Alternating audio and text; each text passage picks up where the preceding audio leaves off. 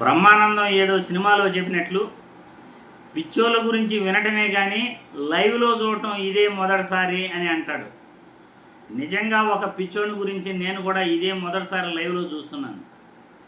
ఎందుకంటే మన వృత్తి ఏమి, మనం ఏం చేయాలి, సమాజానికి ఏ విధంగా ఉపయోగపడాలి, మనం ఎలా మాట్లాడాలి, ఇదంతా కూడా మనం చేసే వృత్తిని బట్టి, మనం మాట్లాడే పద్ధతిని బట్టి అవతల వాళ్ళు మనకు మర్యాద ఇస్తుంటారు. ఇవన్నీ మర్చిపోయి మనకు సంబంధం లేని మ్యాటర్లో ఏలు పెట్టడం, మనకు సంబంధం లేని విషయాలు మాట్లాడటం, అవతల వ్యక్తులను రెచ్చగొట్టడం, అవతల వ్యక్తులను రెచ్చగొడుతూ నోటికొచ్చినట్లు మాట్లాడే వ్యక్తులను ఏమంటారంటే పిచ్చోళ్ళు అని అంటారు. ఇక్కడ ఒక పిచ్చోడు గురించి మీకు వీడియో చూపించాలి. నిజంగా నేను అలా మాట్లాడకూడదు, కానీ సమాజంలో బాధ్యత లేకుండా అవతల వాళ్ళను రెచ్చగొడుతూ మాట్లాడే ఇటువంటి వ్యక్తులను నిజంగా పిచ్చోళ్ళే అని అంటారు.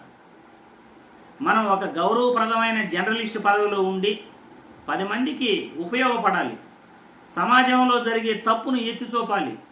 అంతేగాని మనం మాట్లాడే పద్ధతి అవతల వాళ్ళను రెచ్చగొట్టేలాగా ఉండకూడదు. ఒక్కసారి అతను ఏం మాట్లాడుతున్నాడో ఈ వీడియోలో చూడండి. మీకు దమ్ముంటే, ధైర్యం ఉంటే, నిజంగా దమ్ముంటే ఎవడెవడైతే వేరే కంట్రీస్ నుంచి మాట్లాడుతున్నారో దమ్ముంటే ఏపీకి రండి. TV5 జూబ్లీ హిల్స్ చౌరస్తాలో దిగ్విజయంగా ఎలుగుతూ ఉంటుంది. దమ్ముంటే ఏపీకి రండి.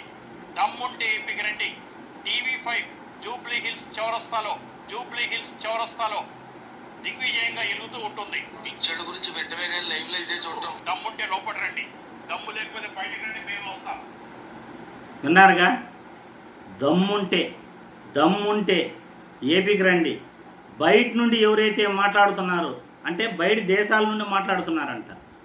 బయట దేశాల నుండి మాట్లాడాల్సిన అవసరం ఎవరికి ఉంది? అది కూడా మళ్ళీ వాళ్ళని రెచ్చగొడుతూ దమ్ముంటే ఏపీకి రండి. ఏపీలో జూబ్లీ హిల్స్ ఉందంట, జూబ్లీ హిల్స్లో TV5 ఆఫీస్ ఉందట. అది కూడా దమ్ముంటే లోపలికి రండి, దమ్ము లేకపోతే మేము బయటకు వస్తాం. ఏంటి మాటలు, పనికిరాని మాటలు, పనికిరాని శాస్త్రలు, ఏం మాట్లాడుతున్నారు? ఇంకా కూడా ఆయన ఎక్కువే మాట్లాడారు.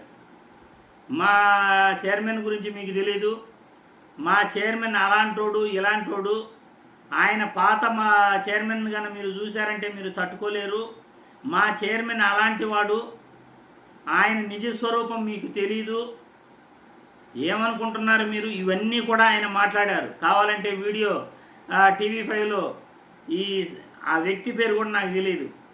కానీ జనరల్గా ఇలాంటి వీడియోలు, ఇలాంటి మాటలు చూస్తున్నప్పుడు, అరే ఒక TV5 అనే సంస్థలో పనిచేస్తూ ఒక జర్నలిస్ట్ అని చెప్పుకుంటూ అవతల వాళ్ళని ఇలా రెచ్చగొడతామా?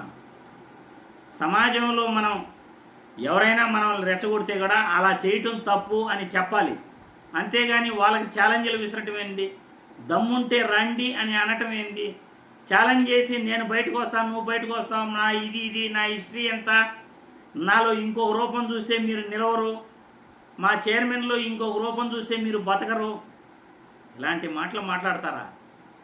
అందుకే అంటున్నాను, పిచ్చోళ్ళ గురించి వినటమే కానీ నేను లైవ్లో చూడటం ఇదే మొదటిసారి అని ఏదైతే బ్రహ్మానందం గారు అంటున్నారో ఆ మాటలు ఖచ్చితంగా ఈ మాట్లాడిన వ్యక్తికి, TV5లో మాట్లాడిన ఆ జర్నలిస్ట్కి, అతని పేరేదో నాకు తెలియదు, అతని పేరు తెలుసుకోవాల్సిన అవసరం కూడా మనకు లేదు. కాకపోతే ఇలాంటి మాటలు మాట్లాడటం తప్పు, రెచ్చగొట్టడం తప్పు. మనమేంటి, మన వృత్తి ఏంటి మనం తెలుసుకోవాలి. సభ్య సమాజానికి మన ద్వారా మంచి జరగాలని చూడాలి. ఇలాంటి రెచ్చగొట్టే మాటలు, అబద్ధపు మాటలు మాట్లాడకూడదు. రాజకీయ నాయకులకు తొత్తులుగా ఉండకూడదు. జర్నలిస్ట్ అంటే నిష్పక్షపాతంగా ప్రభుత్వం చేసే తప్పులను ఎత్తి చూపాలి.